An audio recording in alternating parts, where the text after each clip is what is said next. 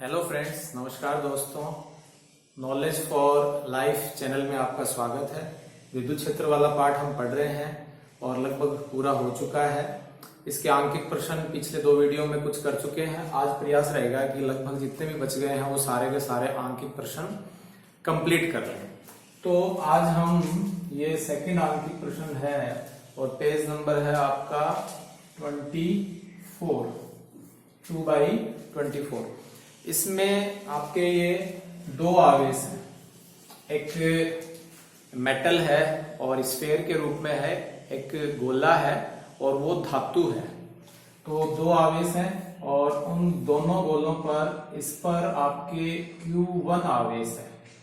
ठीक है, इस पर आपके ये जो बीच की डिस्टेंस है ये R है।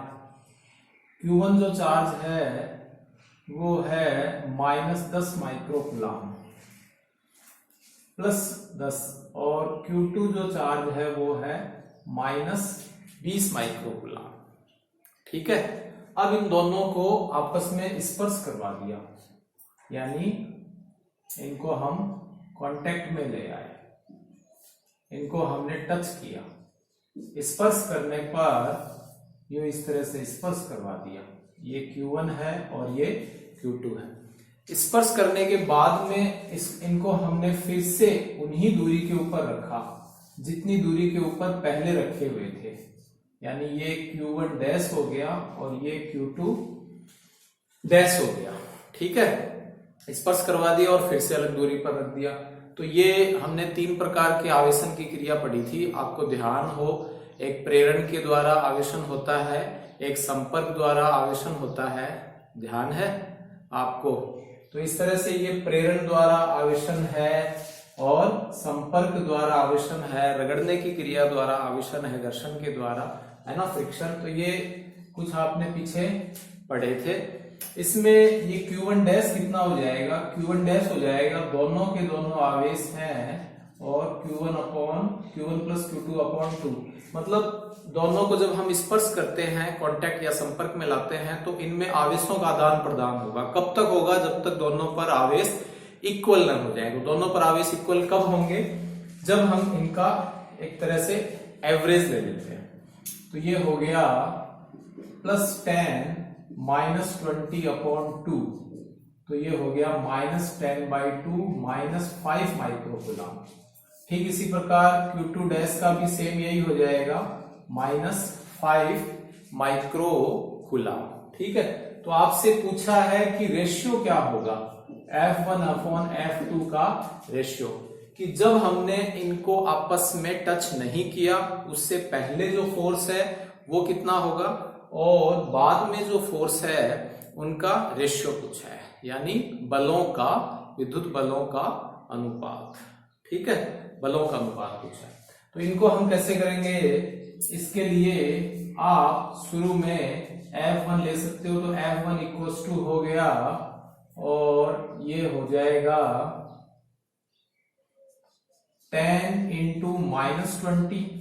ठीक है, माइक्रो है वो आपके कैंसिल हो जाएगा। यदि आप लगाना चाहो तो 10⁻12 अपॉन R², और F2 हो जाएगा K, और ये हो गया -5 10⁻⁻⁵।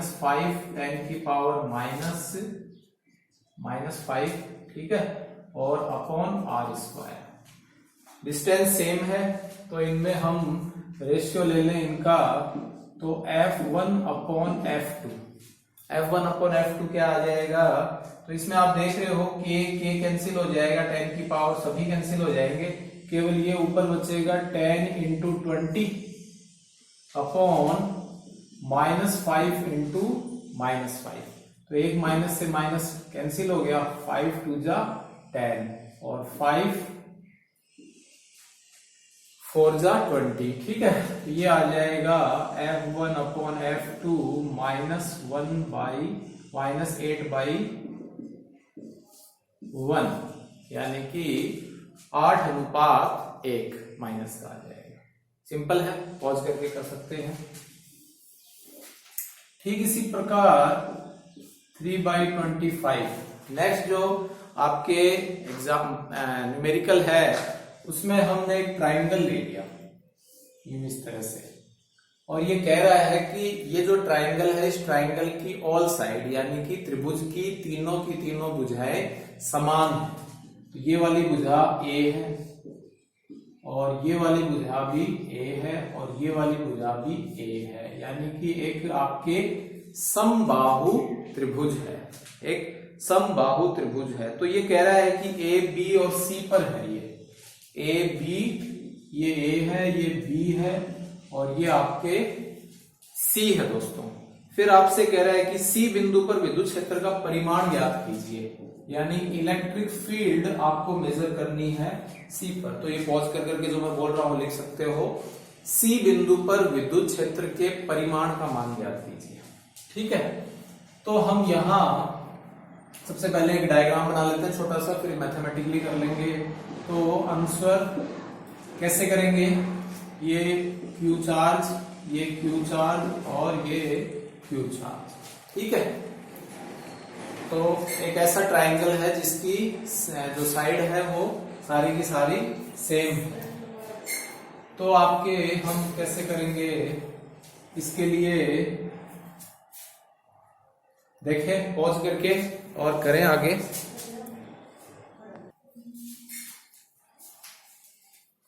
तो इसमें हम इस ए पर जो ए पॉइंट के ऊपर जो आपके प्लस ए पॉइंट के ऊपर प्लस क्यू चार्ज है, उससे ए डिस्टेंस के ऊपर इलेक्ट्रिक फील्ड इंटेंसिटी, तो इस सी पॉइंट के ऊपर इलेक्ट्रिक फील्ड इंटेंसिटी और ए पॉइंट के कारण वो तो हो गई आपके E1, और बी के कारण जो इलेक्ट्रिक फील्ड इंटेंसिटी है वो मान लीजिए E2 होगी, मान लीजिए E2 होगी।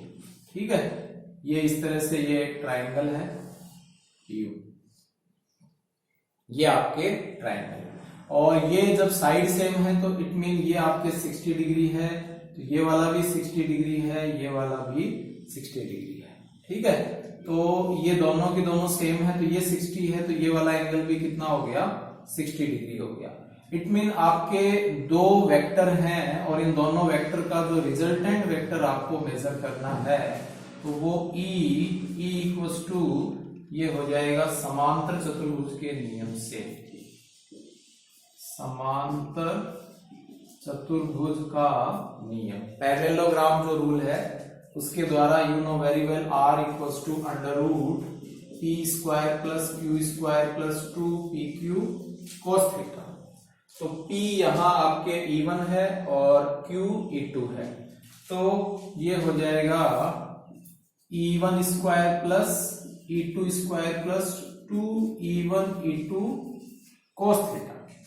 अब थीटा कितना है, theta the angle between the two vectors E1 and E2, तो E1 E2 के बीच में है 60 डिग्री, तो cos 60 की वैल्यू हो जाएगी cos 60 sin 30, तो sin 30 की वैल्यू हो गई आपके 1/2, 1/2।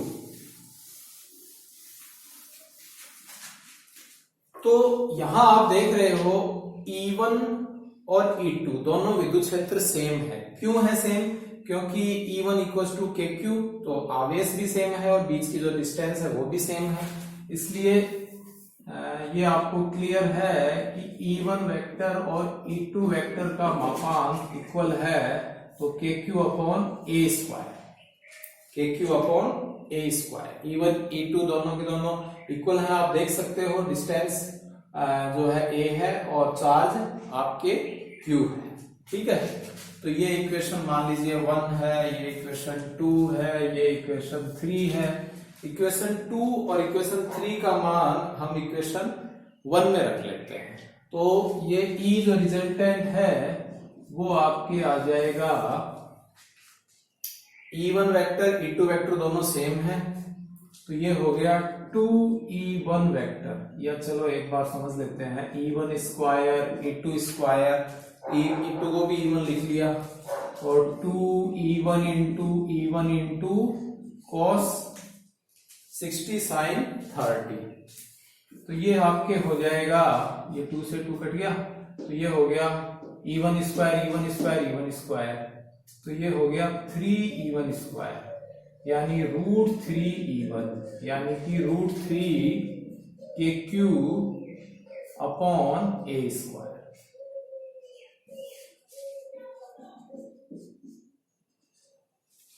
√3 KQ अपॉन A²। ठीक है, K को आप चाहो तो यूं भी लिख सकते हो 1/4 पाई ε0।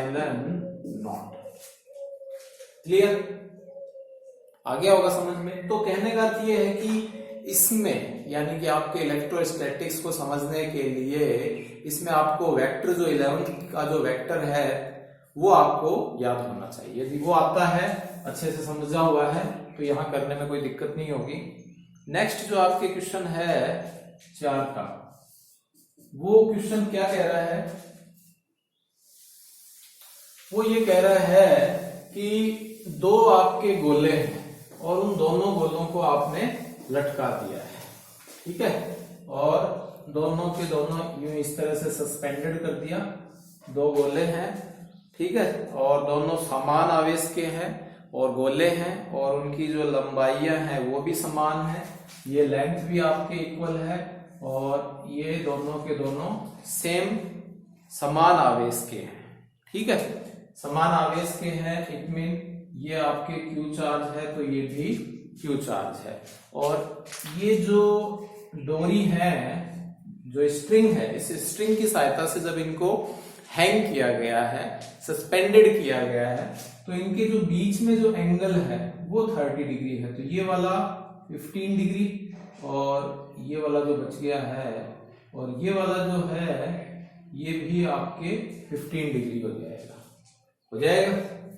ठीक है, या इसको आप यूं ले सकते हो, ये वाला हो गया 15 और ये वाला भी 15 और ये जो टोटल एंगल है ये है आपका 30 डिग्री। ठीक है, ये शुरू में दे रखा है। फिर ये कह रहा है कि एक द्रव में इसको लटका दिया गया, यानी एक बीकर ले लिया पानी का और उसमें हमने इसको भर लिया और उसके अंदर लटकाया और इसका जो द्रव का जो घनत्व है वो हम ले लेते हैं रो। ठीक है, द्रव का घनत्व हो गया रो है 0.8 ग्राम अपॉन सेंटीमीटर क्यूब। और ये जो आपके गोले हैं इनका जो घनत्व है सिग्मा वो है 1.6 ग्राम अपॉन सेंटीमीटर क्यूब, या सेंटीमीटर को ऊपर ले जाइए तो सेंटीमीटर -3। तो आपसे पूछा है कि जो ये लिक्विड लिया है आपने, ये लिक्विड कौन सा है? वाटर है या अदर और कुछ है आपके है? तो इस लिक्विड का एप्सिलॉन आर का जो मान है, ठीक है, जो वैल्यू है एप्सिलॉन आर की रिलेटिव परमिटिविटी की, वो आपको मेजर करनी है। तो ये डायग्राम मेरे ख्याल से क्लियर हो गया होगा। 2 आपने चार्ज ले लिए, गोले हैं, उन गोले के ऊपर चार्ज है, ठीक है, सेम है, रिपल्सन फोर्स हो रहा है, एक दूसरे से दूर जाने का प्रयास कर रहे हैं और इनको हम एक ऐसे लिक्विड में सस्पेंडेड किया गया है, तो हम इसको समझते हैं।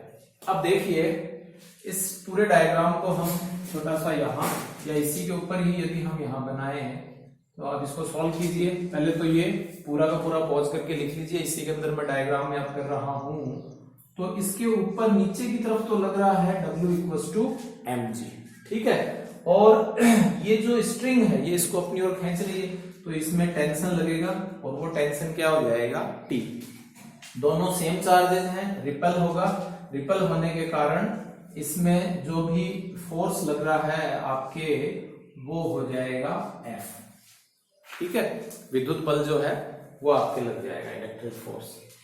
और इसके पैरेलल यदि हम यूं लाइन ड्रॉ कर दें यूं इस तरह से, क्यों? कंपोनेंट लेंगे mg और f को, जो भी इक्विलिब्रियम संतुलित अवस्था में ले रहा है वो हम देखते हैं।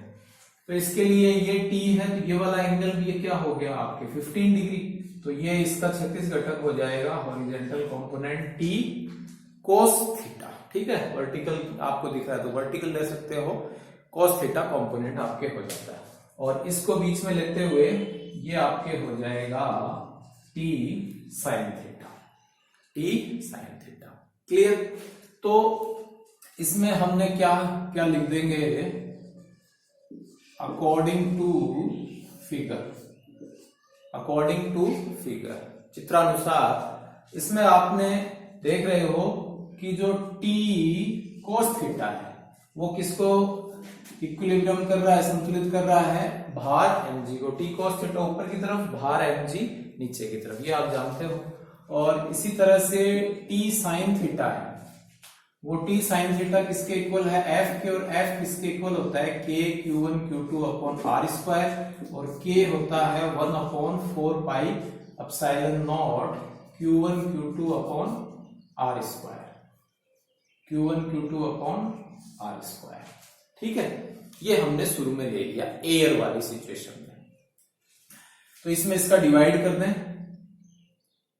इक्वेशन 1 डिवाइड इक्वेशन 2, समीकरण 1 में 2 का भाग दे दें तो ये हो जाएगा, या 2 में 1 का दे दीजिए, थोड़ा सा सिंपल रहेगा। तो इक्वेशन 2 डिवाइडेड 1, तो ये sine theta upon T cos theta, और ये हो जाएगा 1 upon 4 pi epsilon naught Q1 Q2 upon R square, और इनटू में mg, इनटू में mg, टी से टी कैंसिल हो गया, तो ये आ गया tan theta, theta mean 15 degree, तो tan 15 इक्वल्स टू ये आ जाता है 1 upon 4 pi epsilon naught Q1 Q2 R square. ठीक है, और इनटू में है 1 अपॉन mg, इनटू में है 1 अपॉन mg। क्लियर? समझ में आ गया होगा कि मैंने क्या किया है, ये ले लिया कि जब ये पानी के अंदर नहीं है, फिर जब ये पानी के अंदर, सॉरी पानी तो हम नहीं कह सकते, कोई ना कोई मीडियम ले लेते हैं कि ये मान लीजिए मीडियम में अभी नहीं है, कहाँ है, आपके एयर में, एप्सिलॉन नॉट का मतलब एयर या वैक्यूम में है। तो अब क्या आ जाएगा, अब जब हम इसको इसमें किसी न किसी मीडियम में ले लेते हैं, तो मीडियम में होगा क्या, ये आर्किमिडीज की थ्योरी आप जानते हो कि आर्किमिडीज की थ्योरी के अनुसार कि जब हम कोई भी मीडियम में और कोई भी मटेरियल को लेके जाते हैं तो उसका जो वेट है वो वेट कुछ ना कुछ कम हो जाता है कंपेयर टू एयर। ठीक है, तो कुछ ना कुछ उसके भार में हमें कमी महसूस होती है। तो वो जो भार में कमी है वो हम यहाँ, आप मैं पीछे पढ़ चुके हो शायद आर्किमिडीज का सिद्धांत, उसका हम डायरेक्ट फॉर्मूला लिख रहे हैं, और वो डायरेक्ट फॉर्मूला क्या है, वो फॉर्मूला होता है भार में कमी। ठीक है, डिक्रीज इन वेट, तो वो हो जाएगा mg dash equals to mg 1 minus sigma upon rho, 1 minus sigma upon rho. तो ये mg तो है ही, ये mg डैश है, और ये आपके क्या आ जाएगा 1 माइनस सिग्मा, सिग्मा आप के ले लेते हैं 0.8, ये 1.6, और ये इससे कैंसिल हो गया 1/2, तो ये हो जाएगा mg/2, 1 माइनस 1/2, 1/2 आ जाएगा, mg/2 आ जाएगा, mg/2 आ जाएगा। क्लियर? तो ये भार में आपके कमी हो जाती है जब हम किसी द्रव में, ठीक है, और वो द्रव कौन सा है, पानी है या आपके कोई पैराफिन है, कोई ग्लिसरीन है, ठीक है, एल्कोहल है, कोई भी अपन मान सकते हैं। तो इस सिचुएशन में क्या होगा, ये सारा का सारा एज इट इज है, फोर्स भी ये फोर्स में चेंज हो जाएगा। तो इसको हम यूं लिख सकते हैं tan 45 equals to 1/4 pi epsilon naught की जगह हो जाएगा एप्सिलॉन m। यही वाला फॉर्मूला है, tan 15 एज इट इज है, और ये 1/4 पाई एप्सिलॉन m, और Q1 Q2, ठीक है, अपॉन आर स्क्वायर, और mg की जगह हो जाएगा, mg की जगह हो जाएगा mg डैश। ठीक है, mg डैश नया अपन ने यहां ये ले लिया है, ठीक है।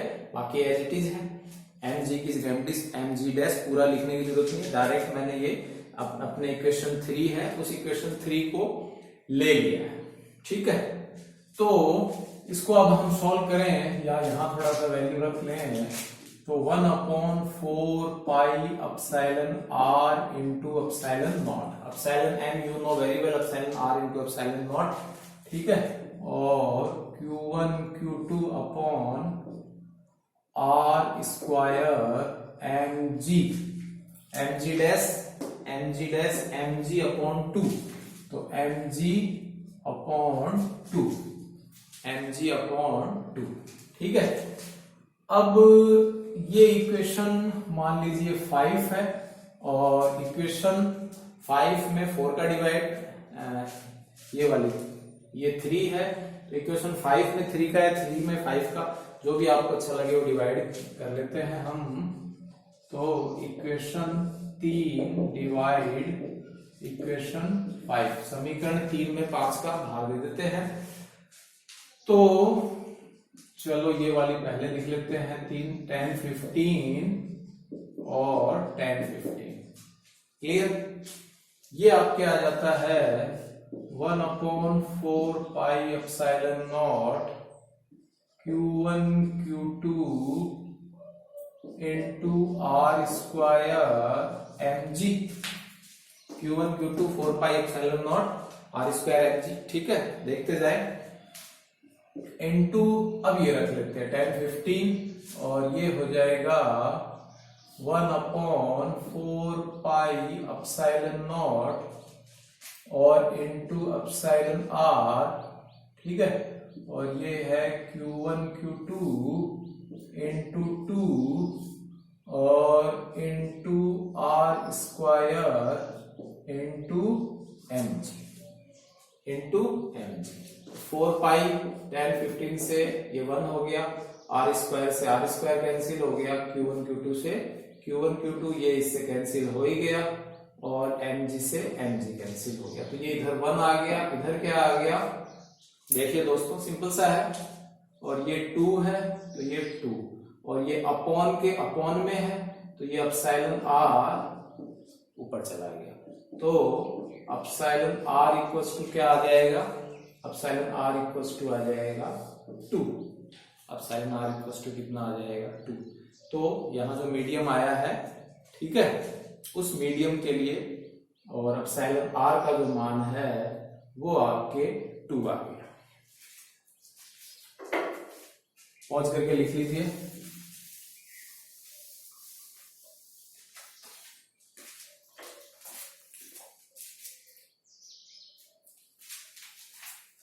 नेक्स्ट है आपके 5 का। 5 का है कि 2 गोले हैं और B और चालक B समान आवेश F बल से प्रतिकर्षित हैं, कुछ दूरी पर रख दिया। तीसरा गोला है, इन्हीं के समरूप है, आवेशित है, पहले B के संपर्क में लाए और फिर आपके C के संपर्क में लाए, फिर अलग कर दिया। चलो तो कैसे कैसे है देखें। सबसे पहले कह रहा है कि 2 समरूप चालक गोले B और समान आवेश है, तो ये आपके B गोला है और ये आपके C गोला है, समान आवेश है, तो ये Q और ये भी Q, ठीक है। फिर कह रहा है कि इनके बीच में जो डिस्टेंस है वो r है और फोर्स है वो है F/4 pi epsilon not Q square upon r square. Clear, ये आपके शुरू में दे रखा है।